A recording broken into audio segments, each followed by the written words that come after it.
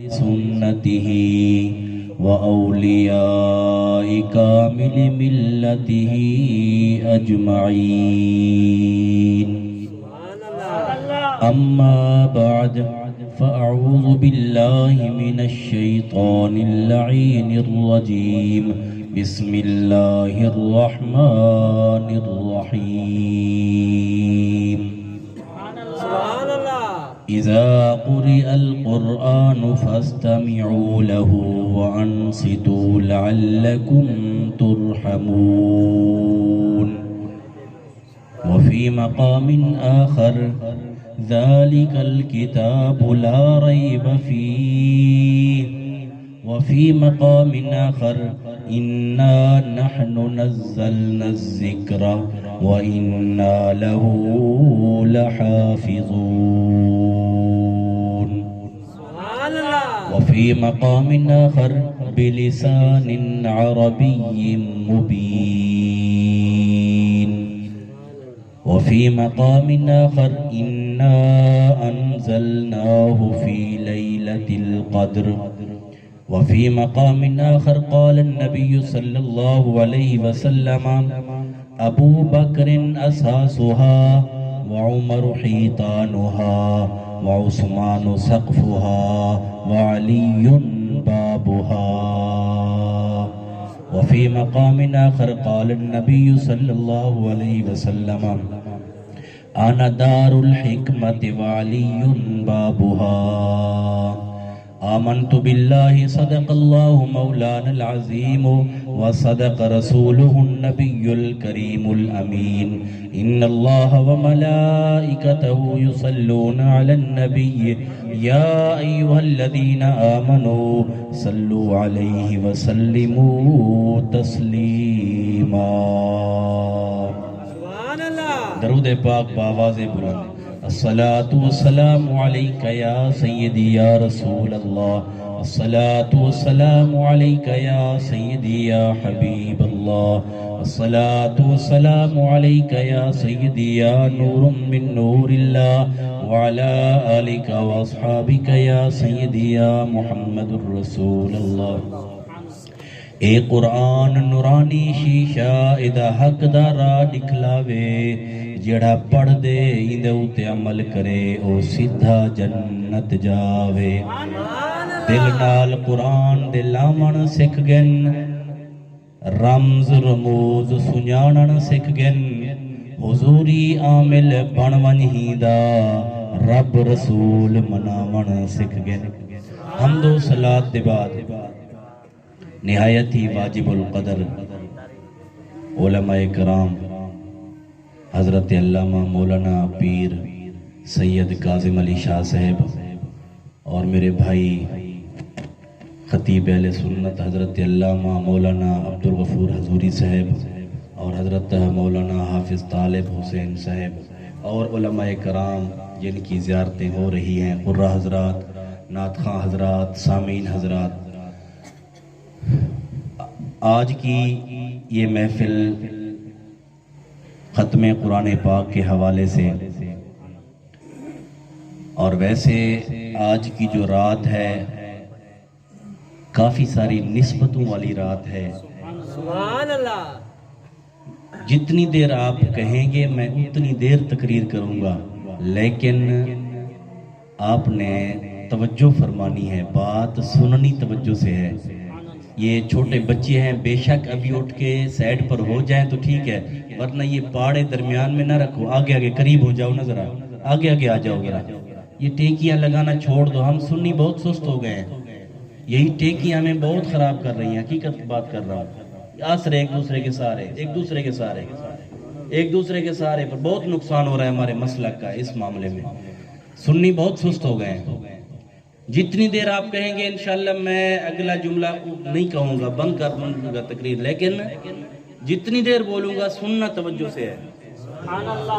یہ بڑی آداب والی محفل ہوتی ہے، قرآن حدیث بیان ہونا ہوتا ہے، اور اگر بے ربط بولنا بڑا کمال ہے.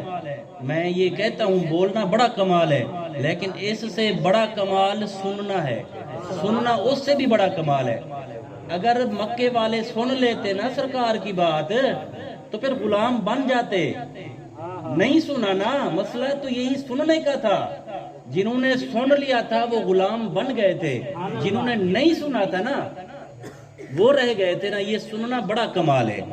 حضرات محترم, آج کی یہ رات 21 کی رات ہے, آخری عشرے کی پہلی رات ہے, تاک رات ہے, اعتکاف والوں کی پہلی رات ہے, اور لیلۃ القدر کی بھی پہلی رات ہے, اور حضرت علی المرتضی شیر خدا کی شہادت کی رات ہے.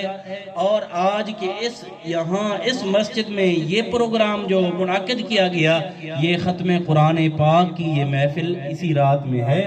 حضرات محترم, آیت کریمہ پڑھیے, اذا قرئ القرآن. مجھ سے تو بڑے بڑے خطیب آپ سن چکے ہیں, سنتے بھی ہوں گے. برحال ہر پھول کا رنگ بھی اپنا ہے, خوشبو بھی اپنی ہے. جی توجہ فرمائیے, اذا قرئ القرآن فاستمعوا له وانصتوا لعلکم ترحمون. اللہ تعالیٰ نے ارشاد فرمایا جب قرآن پڑھا جائے, اذا قرئ القرآن, جب قرآن پڑھا جائے, فاستمعوا له, تم اس قرآن کو غور سے سنو, لعلکم وانصتوا, فرمایا اور خاموش رہو. فرمایا سنو بھی صحیح غور سے اور خاموش بھی رہو. حضرات محترم اب توجہ فرمائیے گا, اللہ نے فرمایا جب قرآن پڑھا جائے, یعنی پڑھنے والا کوئی اور ہو, اور تمہارے لیے کیا حکم ہے کہ تم قرآن پاک کو غور سے سنو اور خاموش رہو. خاموش رہو, پڑھو نہیں.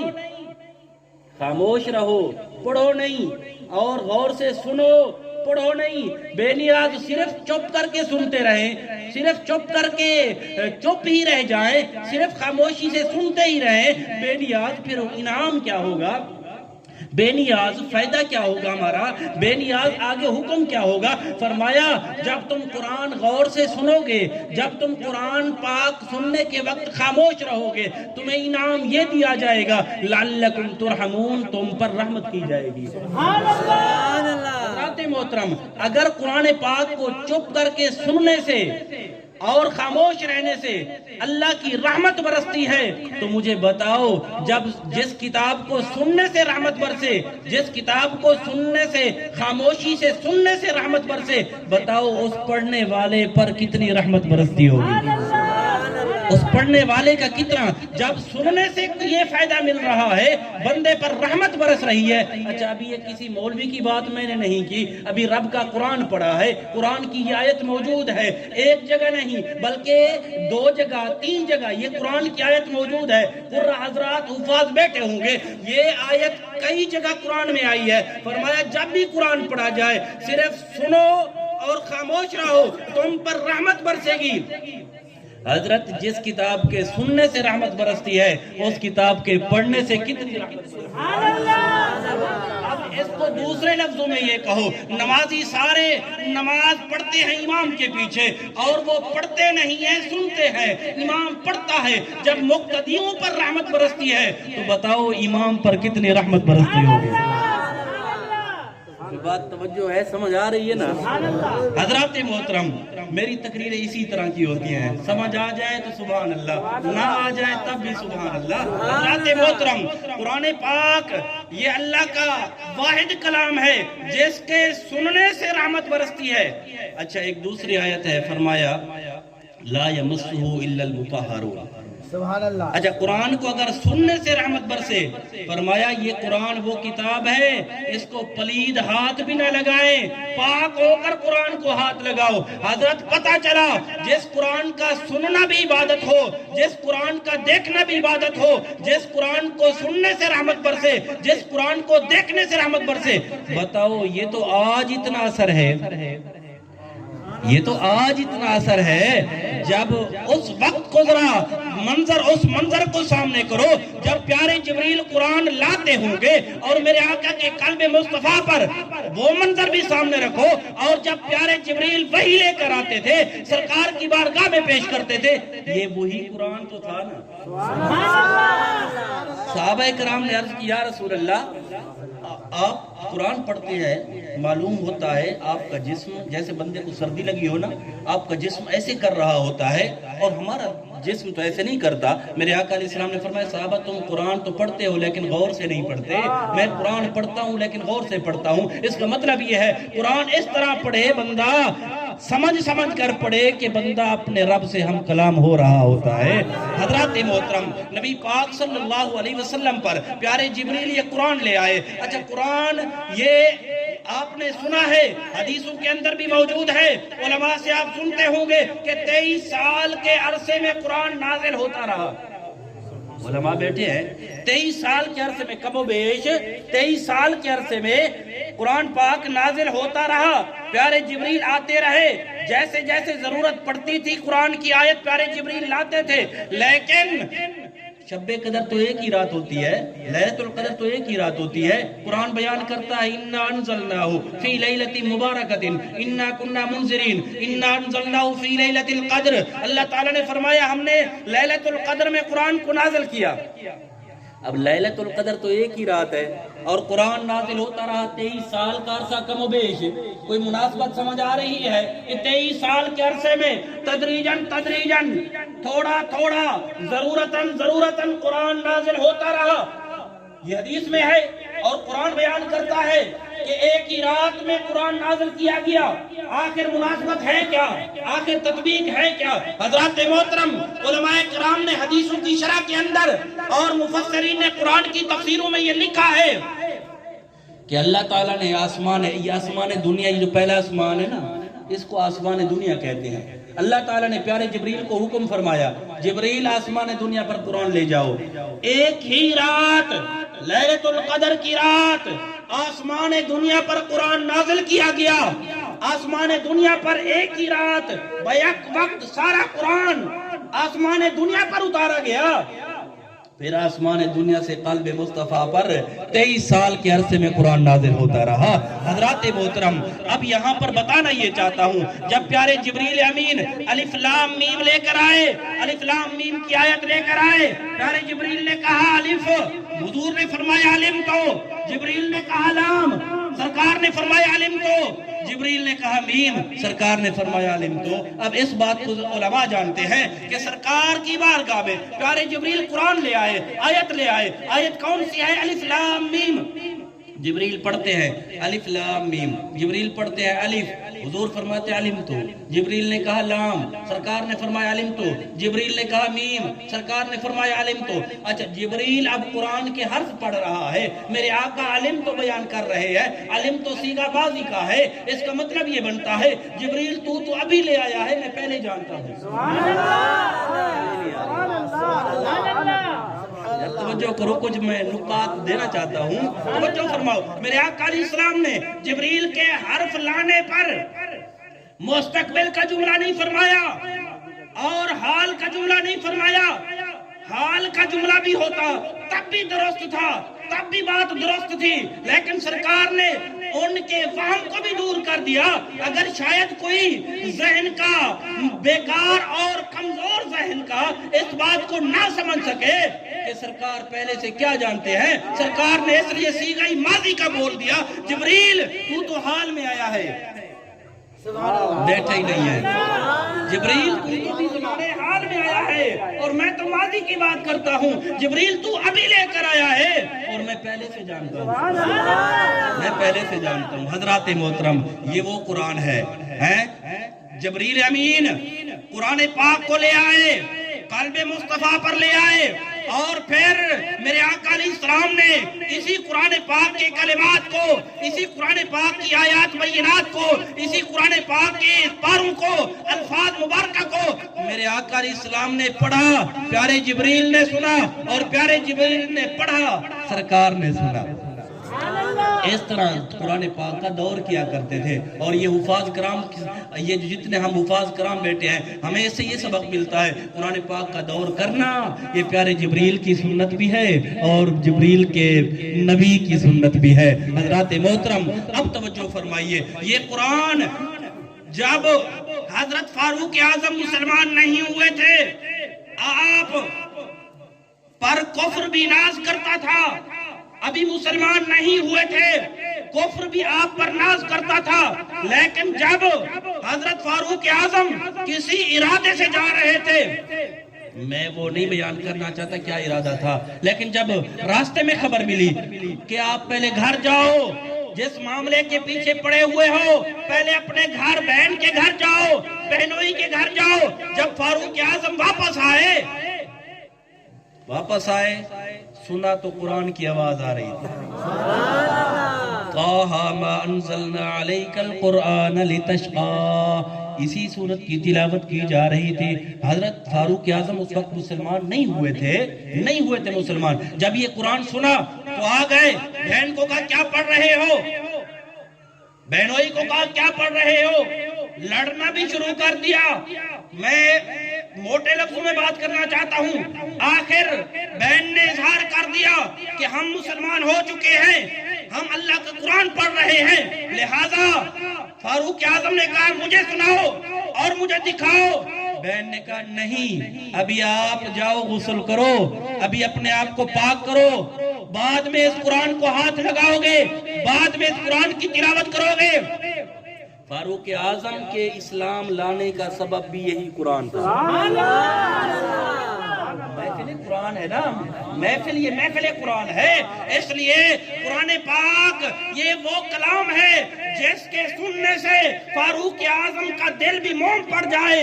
اور حالانکہ فاروق اعظم جیسا بندہ، آپ جانتے ہیں جب کفر کا آپ کا زمانہ تھا تو کفر ناز کرتا تھا، جب اسلام لے آئے تو پھر اسلام آپ پر ناز کرتا تھا۔ ہے جی، اسلام کو تقویت ملی ہے تو فاروق اعظم کی برکت سے ملی ہے۔ یہ فاروق اعظم سارے صحابہ سرکار کے مرید ہیں، عمر سرکار کی مراد ہے، عمر سرکار کی مراد ہے۔ حضرات محترم، یہ قرآن پاک جس کے سننے سے، پڑھنے سے، دیکھنے سے رحمتیں ملتی ہیں، تو یہی سوچ لیا کرو کہ ہمارے ہاں اگر حافظ قرآن ہوتے ہیں، جب قرآن کی یہ شان ہے، حافظ قرآن کی کیا شان ہوگی، اور جس کے اندر 30 پارے موجود ہیں۔ حضرات محترم، خاندان نہ دیکھا کرو، وضاقت نہ دیکھا کرو، یہ دیکھا کرو کہ اس کی نسبت اللہ کے قرآن کی طرف ہے، اس کی نسبت قرآن کی طرف ہے۔ اس لیے قرآن کی حافظ قرآن کی تعظیم اس لیے کرتے ہیں کہ وہ قرآن کا حافظ ہے۔ حضرات محترم، زیادہ وقت نہیں، میں حضرت شیر خدا رضی اللہ تعالیٰ عنہ، دل تو کرتا ہے باتیں سنائیں، بڑی محبت والے لوگ ہو، ویسے میرا بھیٹ شاہ سے بھی 10-12 سال سے تعلق ہے، قرآن پاک کے سنانے کے حوالے سے، پروگرام کے حوالے سے میری پہلی حاضری ہے یہاں، تو اللہ تعالیٰ قبول فرمائے۔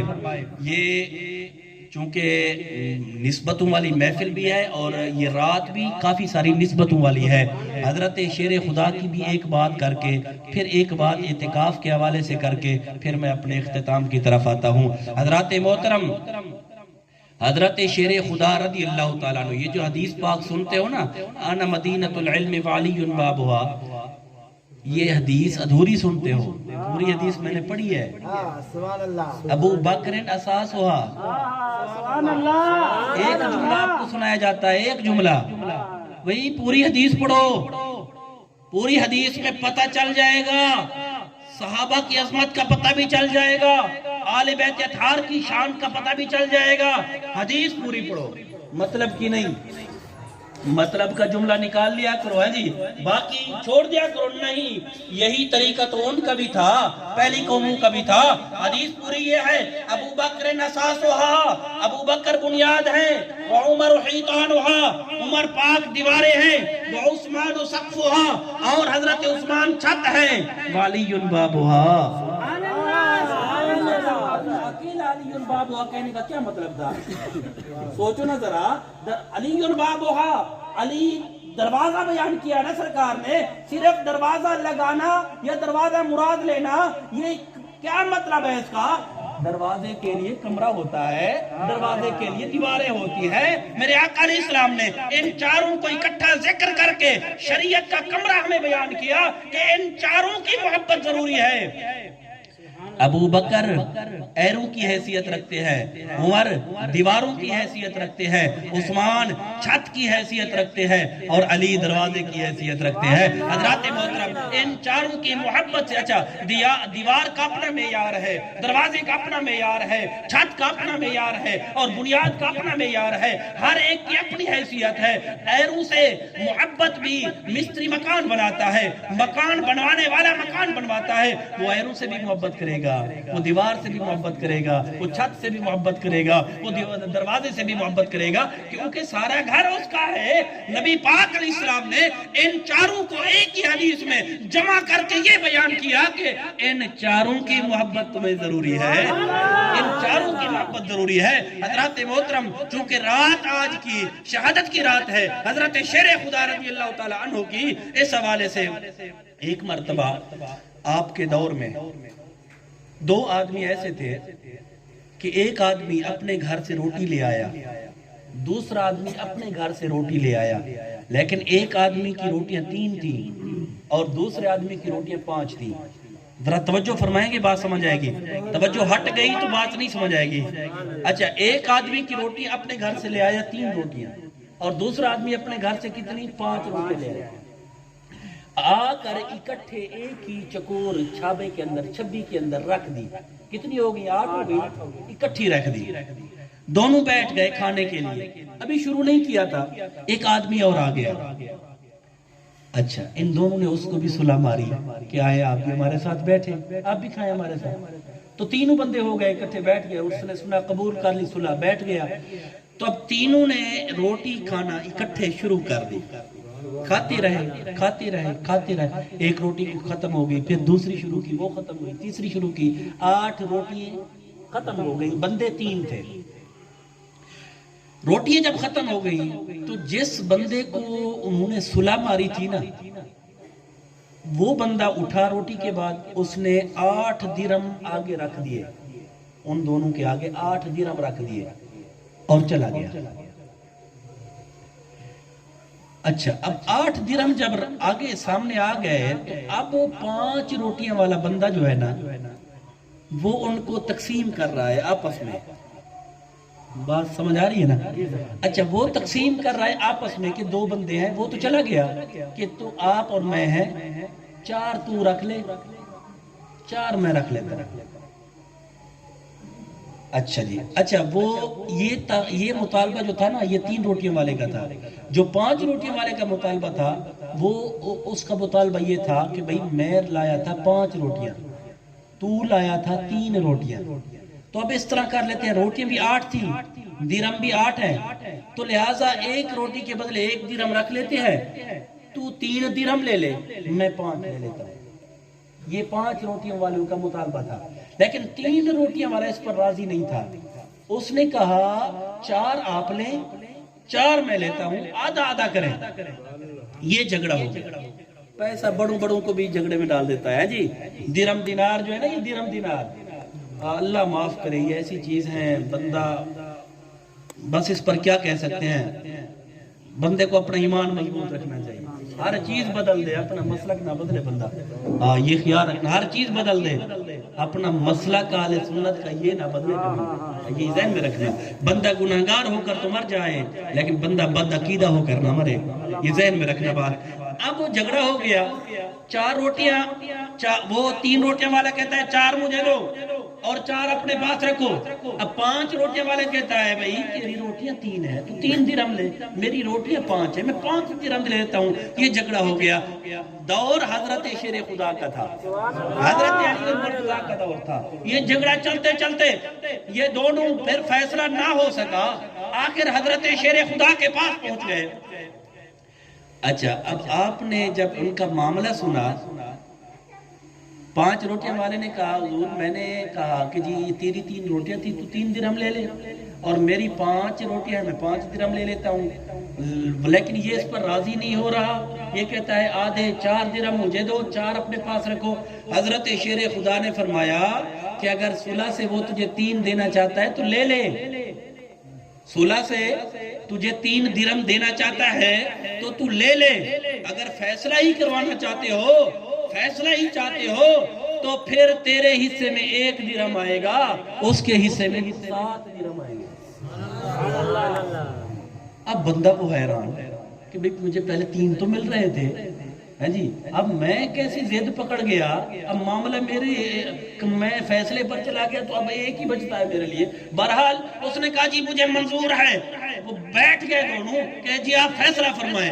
آپ نے فرمایا اچھا پھر فیصلہ سنو، سرکار نے فرمایا نا انا مدینۃ العلم وعلی بابھا، سرکار نے فرمایا میں علم کا شہر ہوں، علی اس کا دروازہ ہے۔ میں بتانا چاہتا ہوں کہ علم کے شہر کو تو ابھی ہم پہنچے نہیں ہیں، ابھی ہم علم کے دروازے تک ہم پہنچ رہے ہیں، ابھی ہم سرکار حضرت شیر خدا کے علم کا جائزہ لے رہے ہیں کہ حضرت شیر خدا کو اللہ نے، اللہ کے حبیب نے کتنا علم سے نوازا ہے۔ سنیں حضرت شیر خدا کا فیصلہ۔ آپ نے فرمایا اچھا یہ فیصلہ آج کے بڑے بڑے مشائخ بھی نہیں کر سکتے، بڑے بڑے پیر بھی نہیں کر سکتے، پیر رہے نہیں ہیں آج۔ حضرت بڑا فکر ہے، یہ کاروباری پیر اور زوال اہل سنت بنا ہوا ہے ہمارے لیے، بہت نقصان ہو رہا ہے یہ، اس پر غور و فکر کرنا چاہیے۔ پہلے والے پیر عالم پیر ہوا کرتے تھے، عالم پیر ہوتے تھے، اب ان کی گدیاں سنبھال لی لیکن ہیں جاہل، حالانکہ عالم ہونا چاہیے۔ پیر بنانا ہے تو دیکھ کر بنایا کرو، عالم پیر بنایا کرو، جاہل کے ہاتھ میں ہاتھ دینا بے فائدہ ہے، بے فائدہ ہے، کیونکہ کہ بے علم نتواں خدا را شناخت، جب اس کے پاس علم نہیں ہے تو تجھے کہاں سے بچائے گا۔ حضرات محترم، حضرت شیر خدا رضی اللہ تعالیٰ عنہ، آپ کا فیصلہ یہ ہے، آپ نے فرمایا اچھا تم 3 بندے تھے کھانے والے، ایک روٹی کو جب آپ نے اکٹھے کھایا ہوگا تو اس کے 3 حصے کیے ہوں گے، ایک حصہ تو نے کھایا ہوگا، ایک حصہ اس نے کھایا ہوگا، ایک حصہ درہم دینے والے نے کھایا، روٹی ختم۔ پھر اگلی روٹی شروع، اس کی بھی 3 حصے ہوئے، ایک حصہ تو نے کھایا، ایک حصہ 5 روٹیاں والے نے کھایا، ایک حصہ اس درہم دینے والے نے کھایا، روٹی ختم۔ تیسری روٹی شروع ہو گئی، اس طرح سلسلہ چلتا چلتا روٹی 8 ختم ہو گئی، ہر روٹی کے 3 ٹکڑے کرتے گئے، ہر روٹی کے 3 ٹکڑے ہوتے گئے، ایک ٹکڑا تو نے کھایا، ایک اس نے کھایا، ایک اس نے کھایا، روٹی ختم۔ پھر ایک ٹکڑا تو نے کھایا، ایک اس نے کھایا، ایک اس نے کھایا، روٹی ختم۔ حضرت شیر خدا فرماتے ہیں اس طرح ہر روٹی کے 3 ٹکڑے ہوتے گئے اور روٹی 8 ختم ہو گئی، تو کل 8 روٹیوں کے کتنے ٹکڑے ہو گئے؟ کتنے ٹکڑے ہو گئے؟ کل ٹکڑے 24 بنتے ہیں، 24 بنتے ہیں۔ فرمایا تیری 3 روٹیاں تھیں، تو نے بھی 8 ٹکڑے کھائے، اور اس کی 5 روٹیاں تھیں، اس نے بھی 8 ٹکڑے کھائے، اور جس نے درہم دیے اس نے بھی 8 ٹکڑے کھائے۔ اب 8 ٹکڑے اس نے کھائے، 8 اس نے کھائے، 8 اس نے کھائے، 3 روٹیوں کے 9 ٹکڑے بنتے ہیں، 8 تو نے کھا لیے، تیرا ٹکڑا بچا 1، اور اس کی 5 روٹیاں تھیں، 5 روٹیوں کے 15 ٹکڑے بنتے ہیں، اور اس نے 8 کھا لیے، اس کی روٹیوں سے باقی ٹکڑے 7 بچے، اس 8 درہم دینے والے بندے نے تیری 3 روٹیوں سے 1 ٹکڑا کھایا، اس کی 5 روٹیوں سے 7 ٹکڑے کھائے، لہٰذا اسے 7 درہم ملیں گے، تمہیں 1 درہم ملے گا۔ پتہ نہیں میں یہ سمجھا بھی سکا ہوں یا نہیں۔ یہ تھا شیر خدا کا علم۔ حضرت یہ بھائی صاحب حدیث بیان کر رہے تھے، علی قرآن دنالے، قرآن علی دنالے ہیں جی۔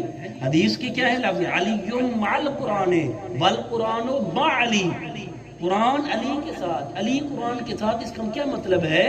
اس کا مطلب یہ ہے کہ قرآن بغیر علی کی محبت کے سمجھ نہیں آئے گا، اور قرآن کو سمجھنا ہو تو علی کے در پر آنا ہوگا۔ اس کا مطلب یہ نہیں کہ علی اچھا پھر دیکھو علی اس کو منہ ہی نہیں لگاتا جس کے دل میں شیخین صحابہ کرام کی نفرت ہو، جی یہ ذہن میں رکھ لے۔ بہرحال ہم اہل سنت کے لوگ ہیں، میں زیادہ وقت نہیں لینا چاہتا، انہی کلمات پر قرآن پاک کی محفل ہے، حفاظ کی عزت کیا کرو۔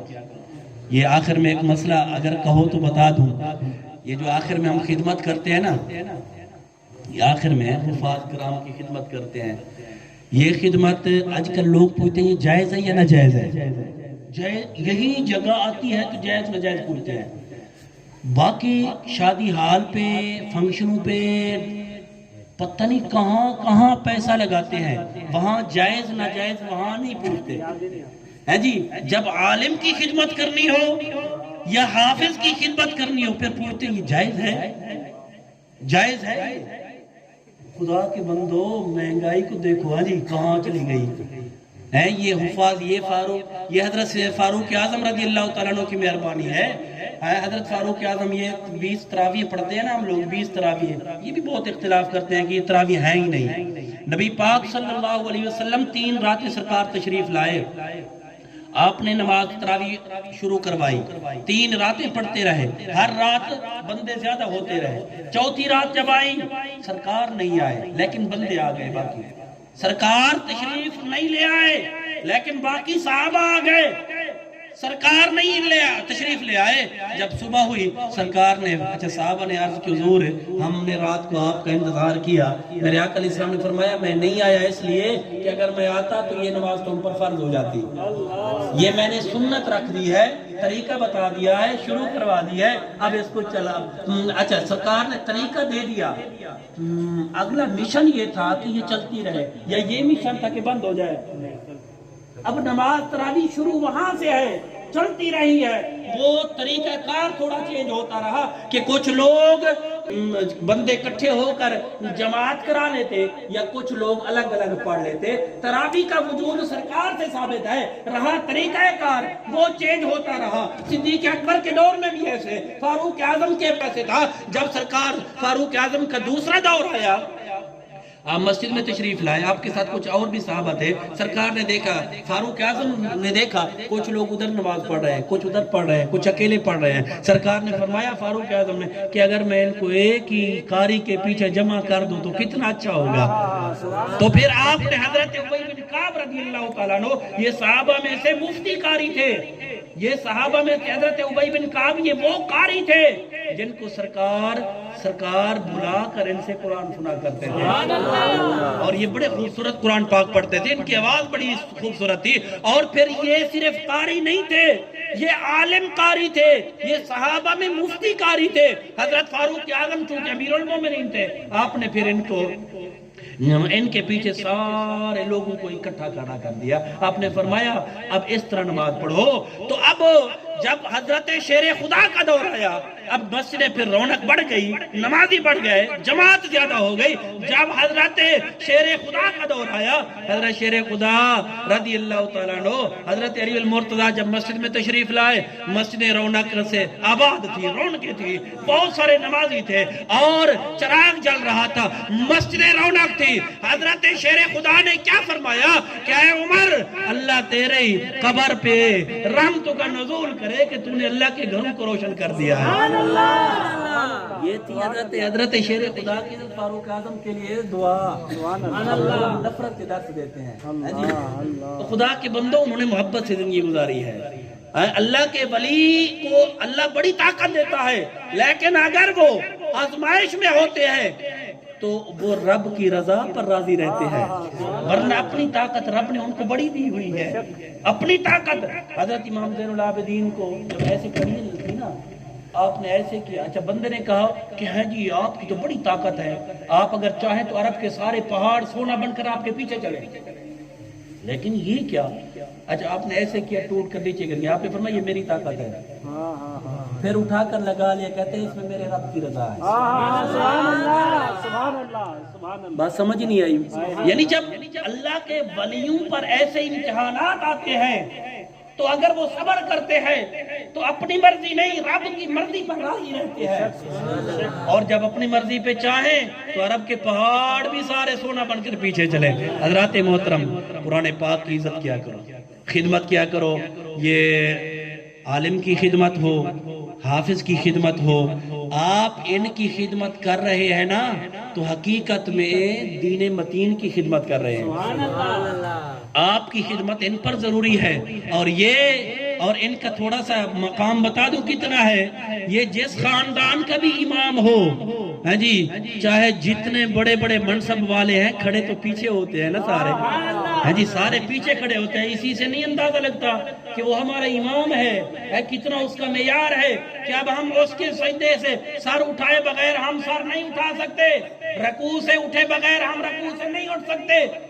اتنی اتباع نماز میں مان رہا ہے، نماز سے باہر پھر جاتا ہے۔ لہٰذا حفاظ کی عزت کیا کرو، یہ وہ لوگ ہوتے ہیں جو دین کے لیے وقف ہیں، اور دین کے لیے وقف سرکار کے صحابہ اصحاب صوفہ تھے نا، جب سرکار نے دین متین پڑھانا شروع کیا تھا، اصحاب صوفہ 70-80 صحابہ تھے نا، جنہوں نے اپنے آپ کو دین کے لیے وقف کیا تھا۔ کہ ہم 24 گھنٹے سرکار کے پاس پڑھیں گے. اچھا ان کے کھانے پینے کا انتظام سرکار نے کیا کیا تھا؟ صحابہ کرام کے ذمہ 2 کا کھانا فلاں دے، 2 کا کھانا فلاں دے، 2 کا کھانا فلاں دے. صدیق اکبر نے 4 کا کھانا اپنے کھاتے دیا. سبحان اللہ. ہم کیا کرتے ہیں یار؟ ہم تو صرف باتیں کرتے ہیں بس. ہاں جی مولوی صاحب، ہاں جی مولوی صاحب اچھا کپڑا پہن لے تو وہ اچھا نہیں لگتا ہے. خدا کے بندو اچھے سے اچھا کپڑا پہناؤ اس کو، اچھی سے اچھی جوتی پہناؤ اس کو، اچھے سے اچھی گاڑی اس کو، جو ضرورت ہو اس کو دو. اچھا ہماری ضرورتیں ہیں ان کی نہیں ہیں. اپنے نوکروں کو تنخواہ دیتے ہیں، سارے نمازی مل کر امام کو تنخواہ نہیں دے سکتے.